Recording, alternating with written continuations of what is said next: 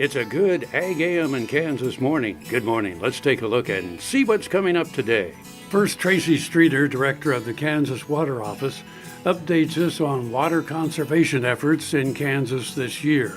Next, Tom Willis and Dwane Roth, farmers who participated in the Water Technology Farms program, share the results they saw on their operations.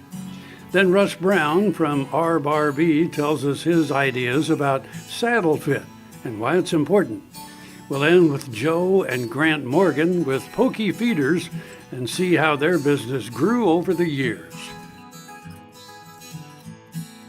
Closed captioning brought to you by Ag Promo Source. Together we grow. Learn more at agpromosource.com. This segment brought to you by Kansas Regenerative Medicine. Your stem cells, your health, your life. So we're wrapping up the 5th Annual Governor's Water Conference here in Manhattan, and kind of the focus this year has been on the development of the regional action plans that have been created all over the state. We had 60-some action plans implementing the goals contained in the Water Vision. So we spent a lot of time focusing on those efforts, which have been extraordinary. We just completed the first phase of the dredging project at John Redmond. Started in May, completed ahead of schedule and on budget, and we removed 3 million cubic feet of sediment from the reservoir and deposited in disposal sites downstream. So that's gone extraordinarily well.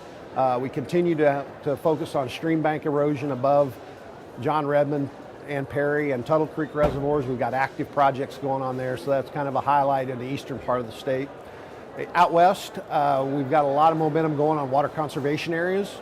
GMD4 up in Colby is expanding their local enhanced management area to go district-wide, kind of springboarding off the successes of their initial LEMA in Sheridan County.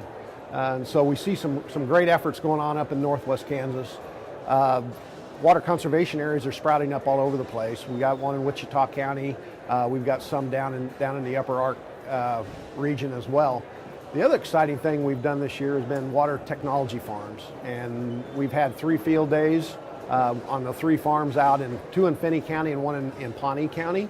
Those have been huge successes. We're actually seeing some very good preliminary results from those technology farms where we were able to, the farmer involved was able to maintain yield and curtail water usage by quite a bit. And so we're going to have more details that will be shared not only at this conference but in the future on what actually happened at those technology farms this year. It's kind of like a domino effect a little bit. You start seeing conservation efforts pop up, and the one in Wichita County is a good model where there's a group forming a committee in Wichita County for a county-wide water conservation area. And they're going to have a public meeting up here in the very near future to try to encourage more of their neighbors and irrigators in Wichita County to join them in implementing a conservation area in that part of the state. So you just kind of start to see this thing snowball, and I think that's what we're seeing. And this is a great time after harvest to get connected with these producers and start talking about their 2017 plans. And so there will be a lot of dialogue with those that are interested in getting their water conservation area established and ready to go when they start planting season next spring. We want to expand technology farms. We're seeing a nice effort coming together up in Goodland with Northwest Tech and Tri-State Irrigation, where they're going to use the students at Northwest Tech in their precision ag program to actually go out and not only man the technology farms and collect the data, but they're going to learn the skills so that when they get out of school, they're ready to go out into irrigated agriculture and be seasoned veterans at running this equipment and operating it to its maximum effectiveness. So we're really excited about that as well. The Kansas Water Office website is a great place. You can click on the vision. You can see about the Blue Ribbon Funding Task Force, the education strategy. I think we'll have presentations from this conference. Will be posted to our website, so you can either click on the conference or click on the vision and probably find about anything you need to know about Kansas water right now.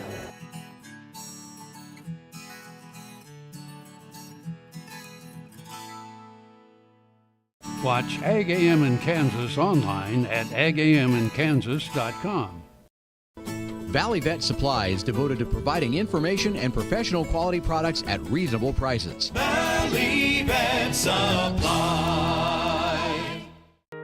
person who's involved in ag production and cattle ranching, Bill Rischel here in North Platte, told me about Kansas Regenerative Medicine. And after talking to Dr. Pope, we did a lot of reading and researching, looking on the internet about it. I guess the thing that impressed me is that he told me, he said, if we don't think it's going to help you, we're not going to do it. I thought that was a very good approach. I'm a former athlete, played college basketball, played overseas after college, had some severe trauma on the right ankle, right knee, joint in my hand also. This brace is what I had to wear all the time. Now I don't wear this during the day. That's a real improvement for me. My knee doesn't bother me. This joint came around quick. It was the first thing I noticed improving. You can see in the background here there's different fish and game that I hunt. The ability to walk was impacting my outdoor endeavors. I think it's really valuable, and encourage anybody that's interested to go down and at least do a consultation with them. This segment brought to you by Kansas Wheat. Learn more at rediscoverwheat.org. Well, I'm Tom Willis, and I'm the owner of T&O Farms. We participated in the Governor's Water Technology Farm program this year, and so far the results have been fairly promising. We put in 4 drip irrigation systems. We wanted to compare alfalfa, we wanted to compare sorghum, as well as soybeans. We're still waiting to get the results from our sorghum fields in, but initial results on the soybeans were very, very favorable.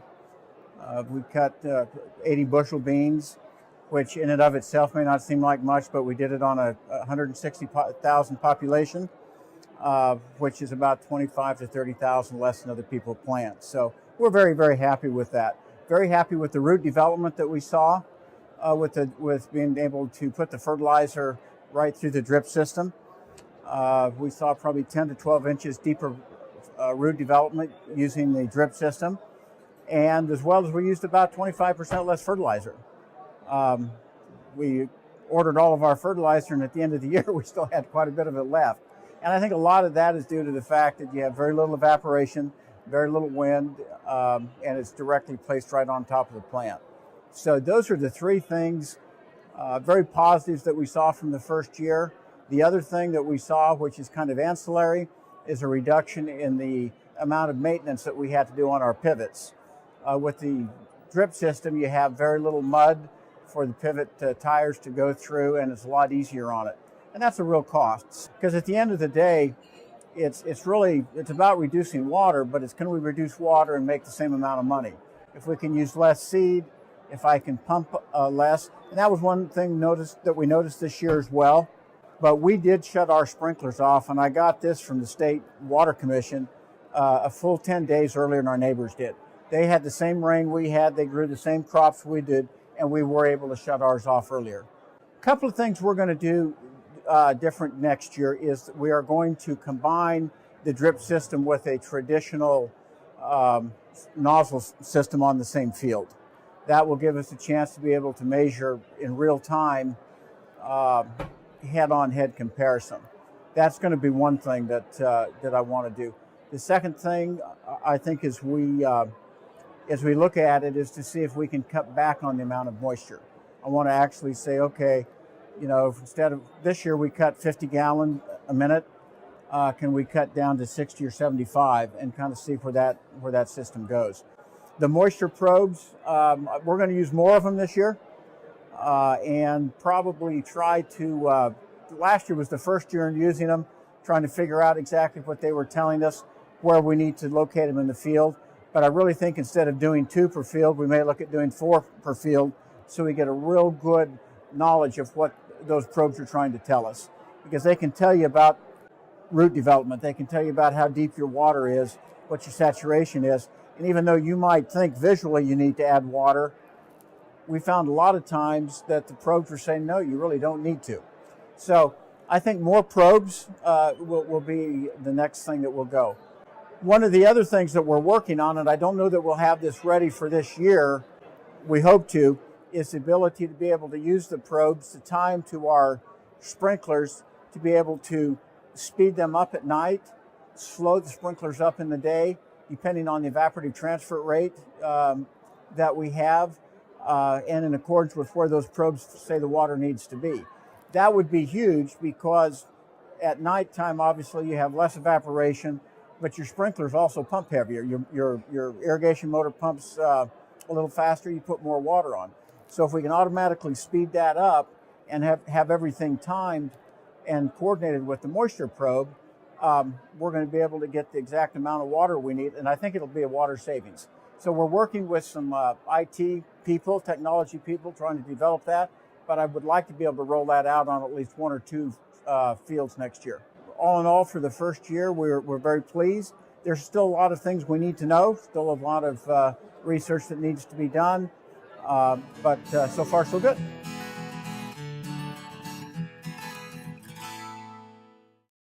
Buying a car shouldn't be this hard.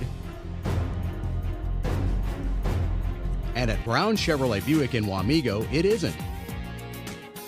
It's actually awesome. Whether you want a new or used car or truck, Toby's team can make the deal. Even if you want to custom order a new car or truck, Toby's team can make the deal. See Toby's team at Brown Chevrolet Buick in Wamego. We're awesome. Soil is the life of a farm, and for 25 years, SureCrop Liquid Crop Nutrition has helped growers produce abundant quality crops while preserving and improving the soils they steward. SureCrop offers complete soil and plant analysis with cropping recommendations, delivery direct to your on-farm storage, and quality crop nutrition custom blended for your field. Choose SureCrop for the assurance of excellence for your soil. Call today or visit their website for more information. KFRM is one of the largest farm radio stations in the nation, dedicated to informing and entertaining rural listeners from northern Oklahoma to southwestern Nebraska. You can catch KFRM in many ways, of course, 550 on the AM dial, streaming at kfrm.com, or on your smartphone by going to the TuneIn Radio app, or on AGam in Kansas on Tuesdays and Facebook every day of the week. KFRM, tune us in. You'll be glad you did. This segment brought to you by SureCrop, liquid crop nutrition delivered right to your farm. I'm Dwane Roth. I have one of the water technology farms here in northwest Finney County. We started it in the early winter last year of 16, and we finished up harvest a few weeks ago on the dry land acres, but the irrigated we completed a month or so before that. We're looking to compile as much usable information data as possible. We did see some significant technology uses with the moisture probes and water probes, being able to shut a pivot off, keeping it off later, then turning it on sooner. We did have 25 inches of rain, and so to kind of distinguish if one technology was better than the other, it's really hard to determine that. Just Mother Nature is very good to us. I mean, we are trying to get farmers together as one group, maybe, at a community college, or, you're at a local building in the community. Find out more information about water conservation areas, LEMAs, to see what we can do or cannot do, or even just see what they're interested in Finney County. Sustainable agriculture is a big word these days. We need to see who's on board with it. We have some people who aren't on board with it, and maybe why. And I think we're starting one on. We're looking at our water goals in our farm. We're going to be doing a water conservation area also, and hopefully other farmers and other even my other landlords are picking up on it, and we're all going to be enrolling them in this voluntary program. Here's another gardening tip with Annette Jackson from Jackson's Greenhouse. Fall is a great time to plant, and if you would like fresh fruit, grapes, or berries to eat next year, now is an ideal time to plant. We'll show you how, what, and where to plant for a successful crop of delicious, healthy fruit. We have a great selection and great service. Come see us at Jackson's. Our entire stock of shrubs, roses, berries, perennials, and trees are now on sale at 25% off. Hurry out for your best selection. Jackson's Greenhouse has what you need today. No matter where, no matter why, the Veterinary Health Center at Kansas State University is committed to providing quality patient care to animals and exceptional customer service to their owners. From routine checkups to emergency and specialty care, our world-renowned specialists and experienced professionals are here to discover, to teach, and to heal. Let us know. How can I help? How can we help? Tallgrass Commodities offers producers bulk commodities at a reasonable price with reliable service throughout the whole Midwest. To find out more about Tallgrass Commodities, visit tallgrass.us or call 785-494-8484. Ag Promo Source is a unique group of marketing specialists with one mission: help your ag business grow. Each affiliate has their own area of expertise, and they work together to bring you advice, products, and services. To get started, visit agpromosource.com. Ag Promo Source. Together we grow. This segment brought to you by Kansas Corn. Learn more at kscorn.com. Hi, this is Russ Brown from ARB. We're here at Equifest 2016, and one of the hot topics that has been asked of me is saddle fit. Saddle fit is a burning question in a lot of people's mind, and it's definitely been one of the forefront topics here at Equifest. So I thought I'd take a moment, visit a little bit about saddle fit, why saddle fit's important, and what you need to look for. There's some real quick, easy tips, at least to get you on the right track, to see if you're in the right place, headed the right path, to make sure you're getting the best experience for you and your horse. So just to give you some quick idea, people talk about gullet width. So gullet width in your saddle is going to be this point, basically from screw to screw right here in the front of this saddle. True gullet width is measured before any leather is put on your saddle. So it's hard to take a tape measure and just stick it in here like so and know what your true gullet width is. So you can get a good idea, but you really need to know from the manufacturer the true gullet width before any leather is put on your saddle tree.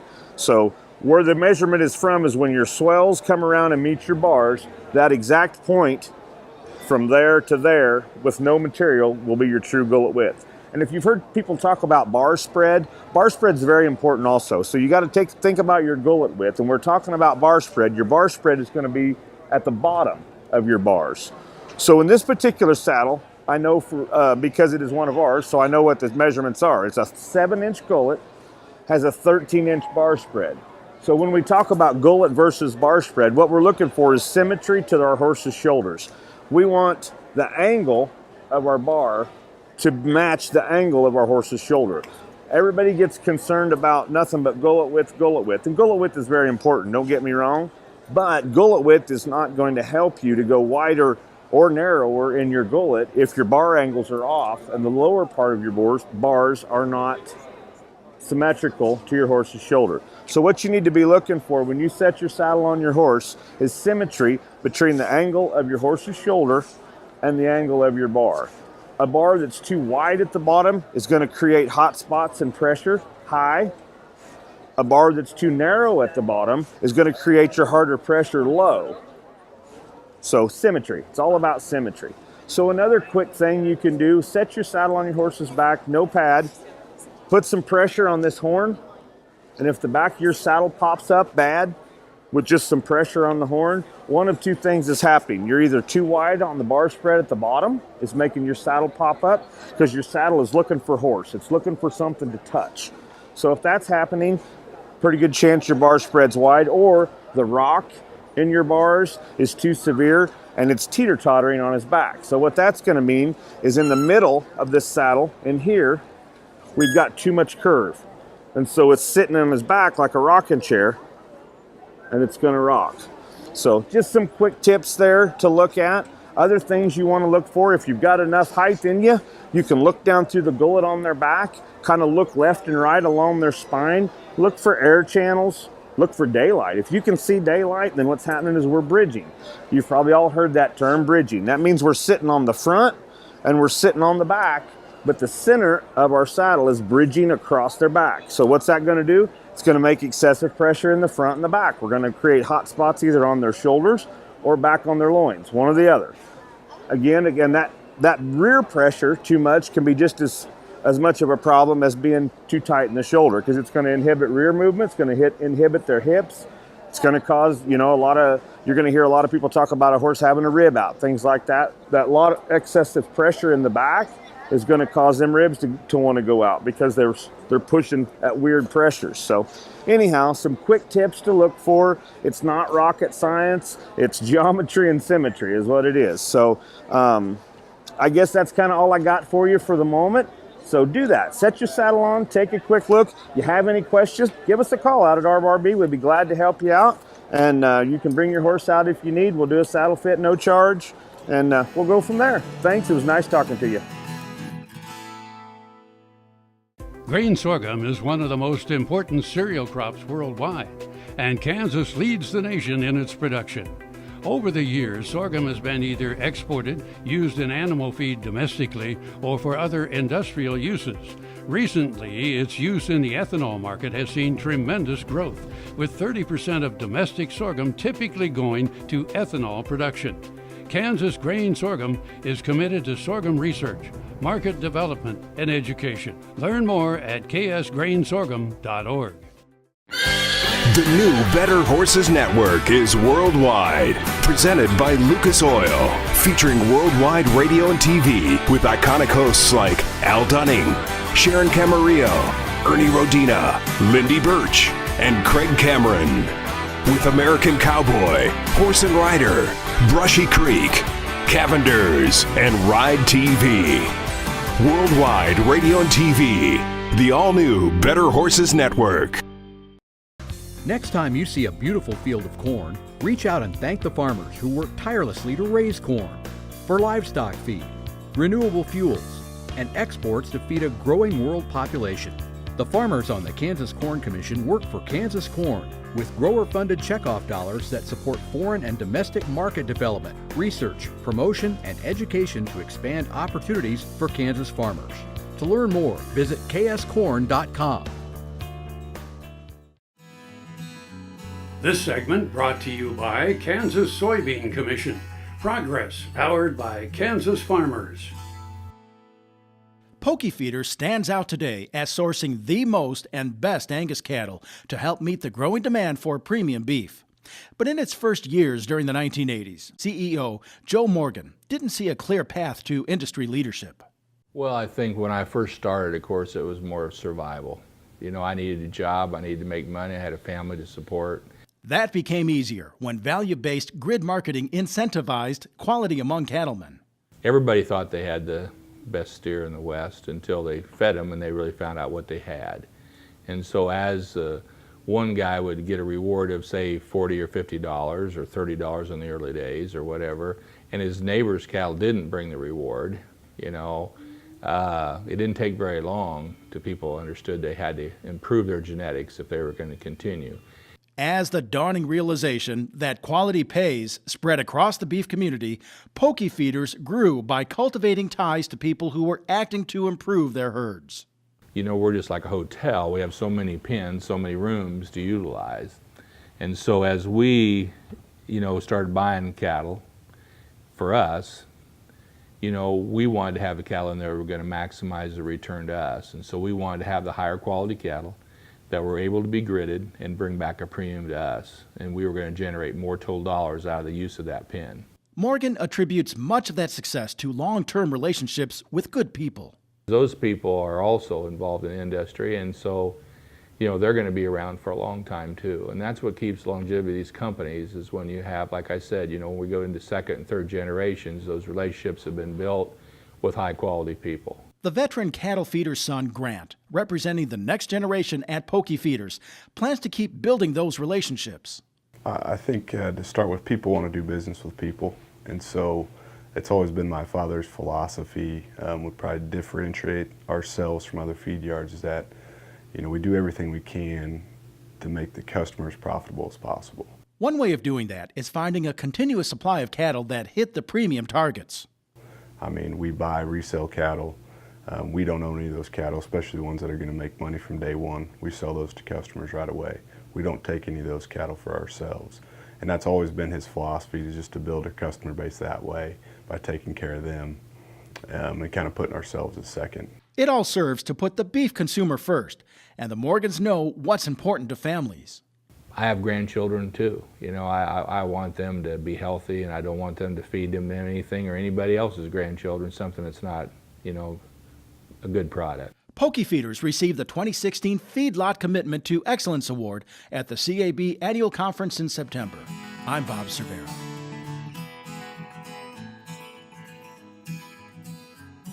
Closed captioning brought to you by Ag Promo Source. Together we grow. Learn more at agpromosource.com.